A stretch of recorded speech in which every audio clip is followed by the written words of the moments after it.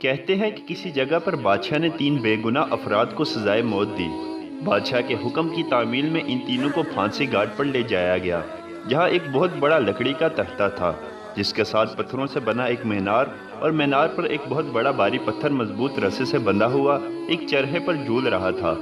رسے کو ایک طرف سے کھینچ کر جب چھوڑا جاتا تھا تو دوسری طرف بندھا ہوا پتھر زور سے نیچے گرتا اور نیچے آنے والی کسی بھی چیز کو کچل کر رکھ دیتا تھا۔ چنانچہ ان تینوں کو اس موت کے تختے کے ساتھ کھڑا کیا گیا۔ ان میں سے ایک عالم، ایک وکیل اور ایک فلسفی تھا۔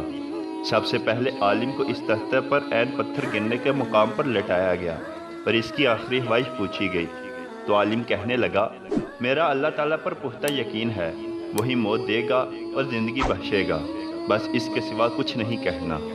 اس کے بعد رسے کو جیسے ہی کھولا تو پتھر پوری قوت سے نیچے آیا اور عالم کے سر کے اوپر آ کر رک گیا۔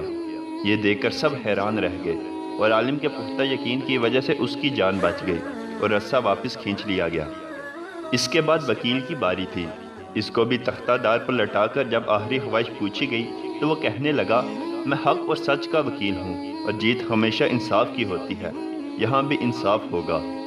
اس کے بعد رسے کو دوبارہ کھولا گیا، پھر پتھر پوری قوت سے نیچے آیا اور اس بار بھی وکیل کے سر پر پہنچ کر رک گیا۔ پھانسی دینے والے اس انصاف سے حیران رہ گئے اور وکیل کی جان بھی بچ گئی۔ اس کے بعد فلسفے کی باری تھی۔ اسے جب تختے پر لٹا کر آخری خواہش کا پوچھا گیا تو وہ کہنے لگا، عالم کو تو نہ ہی اللہ نے بچایا ہے اور نہ ہی وکیل کو اس کے انصاف نے۔ دراصل میں نے غور سے دیکھا ہے کہ رسے پر ایک جگہ گانٹھ ہے جو چرخے کے اوپر گھومنے میں رکاوٹ کی وجہ بنتی ہے، جس سے رسہ پورا کھلتا نہیں اور پتھر پورا نیچے نہیں گرتا۔ فلسفی کی بات سن کر سب نے رسے کو بغور دیکھا تو وہاں واقعی گانٹھ تھی۔ انہوں نے جب وہ گانٹھ کھول کر رسہ آزاد کیا تو پتھر پوری قوت سے نیچے گرا اور فلسفی کا ذہین سر کچل کر رکھ دیا۔ حقائق کا نتیجہ، بعض اوقات بہت کچھ جانتے ہوئے بھی منہ بند رکھنا حکمت میں شمار ہوتا ہے۔ جزاک اللہ۔